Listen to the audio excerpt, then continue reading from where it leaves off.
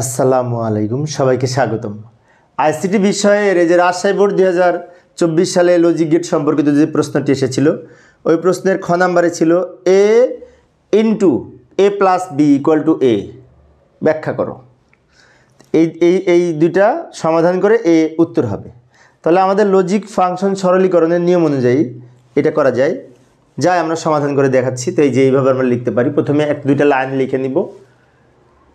উত্তর খ, Boolean অ্যালজেব্রার logical or মানে যোগ বোঝায় অর বলতে, এবং লজিক্যাল অ্যান্ড অপারেশন প্রয়োগের মাধ্যমে এই দুই দিক সমান করা যায়। যেমন লক্ষ্য করি, আমি এখানে লিখে নিলাম এ ইন্টু এ প্লাস বি। এখানে এ অ্যান্ড এ অর বি এটা বোঝাচ্ছে। এ প্লাস বি মানে এ অর বি, আর এখানে অ্যান্ড, তাই বলা হচ্ছে অ্যান্ড আর অর এই দুইটা ব্যবহার করে দুই দিক সমান করা যাবে।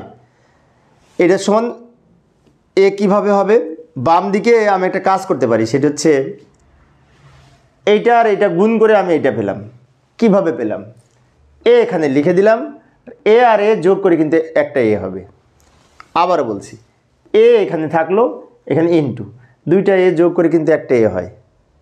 বুলিয়ান অ্যালজেব্রায় অর অপারেশনের ক্ষেত্রে দুইটি ইনপুটই যদি একই হয় তাহলে একটা ইনপুট হয়, যেমন 1 আর 1 যোগ করে 1 হয়, সেজন্য এ আর এ যোগ করে এ হবে। তাহলে এটা গুণ করে আবার কিন্তু একটা এ হবে, এ আর এ গুণ করে আবার একটা এ হবে।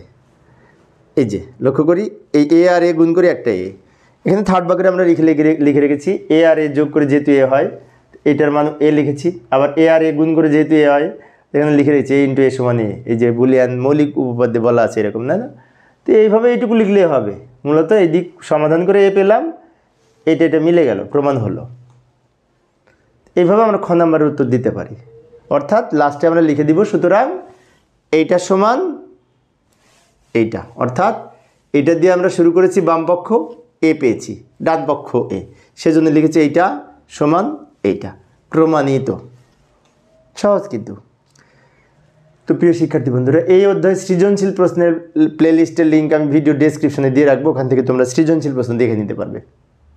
পরের ক্লাসটি দেখার আমন্ত্রণ রইল। খোদা হাফেজ।